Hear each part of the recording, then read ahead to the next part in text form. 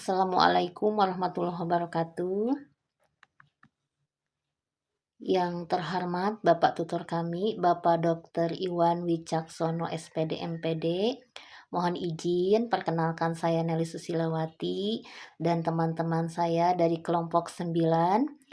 Kami di sini akan mempresentasikan pengelolaan laboratorium IPA tentang standar operasional prosedur atau SOP keselamatan kerja di laboratorium IPA. Sebelumnya saya akan perkenalkan dulu anggota kelompok 9 ini. Yang pertama Andini Nursahidah, yang kedua Santi Ratna Dewi, yang ketiga Fitri Sapira, dan yang keempat Patresia Sangga. Untuk itu baiklah, saya akan memulai presentasinya tentang SOP keselamatan kerja di laboratorium IPA. Nah, di sini tentunya mempunyai tujuan sebagai berikut, yaitu memberikan panduan keselamatan kerja bagi seluruh pengguna laboratorium IPA untuk mencegah terjadinya kecelakaan dan memastikan kegiatan praktikum berlangsung dengan aman dan tertib.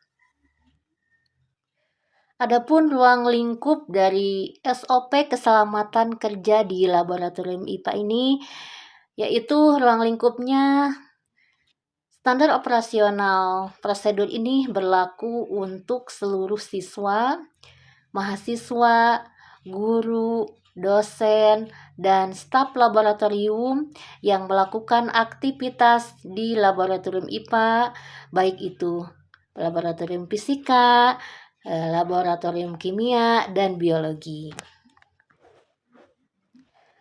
Untuk selanjutnya, saya persilahkan kepada teman saya untuk melanjutkan presentasi SOP keselamatan kerja di laboratorium IPA. Terima kasih, silahkan dilanjutkan oleh teman saya. Assalamualaikum warahmatullahi wabarakatuh. Perkenalkan, saya Andini Nursyahidah. Di sini saya akan menjelaskan bagian dari SOP keselamatan kerja di laboratorium IPA. Perlu kita ketahui bahwa selama di laboratorium IPA itu harus ada bentuk tanggung jawab. Nah, tanggung jawab itu meliputi 3 orang. Yang pertama, sebagai pengguna laboratorium. Pengguna laboratorium harus mematuhi seluruh peraturan dan prosedur keselamatan yang berlaku. Kedua, sebagai petugas laboratorium. Nah, petugas laboratorium itu dia harus menyediakan alat pelindung diri dan memastikan kelayakan alat serta bahan yang akan digunakan selama praktikum. Ketiga, guru atau dosen pembimbing. Sebagai pembimbing selama di laboratorium harus mengawasi kegiatan praktikum dan memastikan semua peserta memahami aturan keselamatan kerja. Selanjutnya, selama di laboratorium IPA itu ada yang disebut juga prosedur keselamatan laboratorium. Nah, prosedur keselamatan laboratorium itu meliputi beberapa hal yang harus kita patuhi. Yang pertama, gunakan kacamata safety, jaringan rambut, mantel laboratorium, dan sarung tangan. Kedua, selama di laboratorium dilarang membawa makanan dan minuman. Ketiga, jangan melakukan eksperimen di laboratorium tanpa izin atau pengawasan. Keempat, jagalah kebersihan ruang kerja. Kelima, hati-hati dengan barang pecah belah dan mudah terbakar. Keenam, cuci tangan sebelum dan sesudah menggunakan laboratorium. Ketujuh, jangan tinggalkan eksperimen tanpa pengawasan. Selanjutnya, yang terakhir, ketahuilah nomor darurat dan simpan peralatan keselamatan di tempat yang terjangkau. Nah, jika terjadi sesuatu atau keadaan yang sangat darurat, kita bisa menghubungi bagian keamanan, di mana bagian keamanan itu tersedia di nomor di sini yang tertera di atas. Sekian, yang dapat saya sampaikan dari SOP keselamatan kerja di laboratorium. Assalamualaikum warahmatullahi wabarakatuh. Assalamualaikum warahmatullahi wabarakatuh. Sebelumnya izin memperkenalkan diri, nama saya Shanti Ratna Dewi dengan NPM 0550249998. Saya di sini akan melanjutkan pembahasan selanjutnya tentang SOP Standar Operasional Prosedur Keselamatan di Laboratorium IPA.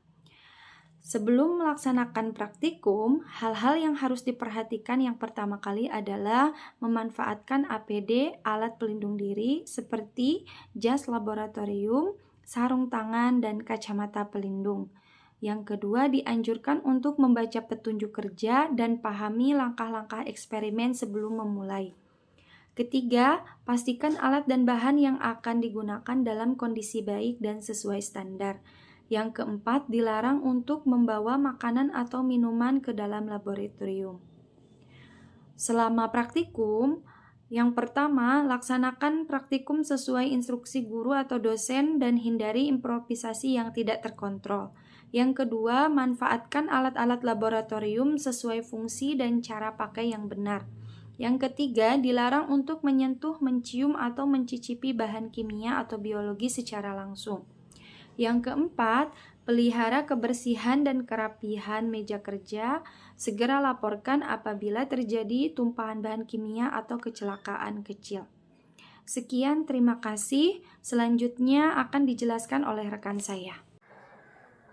Baik, terima kasih atas kesempatan yang diberikan kepada saya. Perkenalkan, nama saya Patricia Sangga. Saya akan melanjutkan presentasi di bagian setelah praktikum. Yang pertama yang dilakukan setelah praktikum itu melakukan pembersihan dan pengembalian alat ke tempat semula dengan rapi. Yang kedua, membuang limbah sesuai dengan kategori, misalnya kategorinya organik, anorganik, kimia, dan biologi, dibuang pada tempat yang telah tersedia. Yang ketiga, lakukan pencucian tangan dengan sabun setelah selesai. Yang keempat, pastikanlah listrik, air, dan api sudah dimatikan sebelum meninggalkan laboratorium.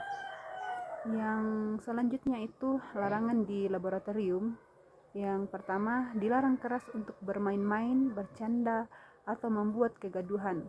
Yang kedua, tidak boleh membawa keluar alat dan bahan laboratorium tanpa izin. Yang ketiga, dilarang keras untuk menggunakan laboratorium tanpa pengawasan guru, dosen, atau petugas. Demikian yang dapat saya sampaikan. Selanjutnya akan dilanjutkan oleh rekan saya. Sekian, terima kasih. Terima kasih kepada rekan saya yang telah menyampaikan materinya. Sebelumnya perkenalkan, nama saya Fitri Safira dengan NIM 0553247772. Mohon izin untuk menyampaikan materi presentasi kali ini. Untuk selanjutnya yaitu tindakan darurat di laboratorium. Yang pertama, pahami lokasi alat pemadam api ringan, kotak P3K, dan pintu darurat.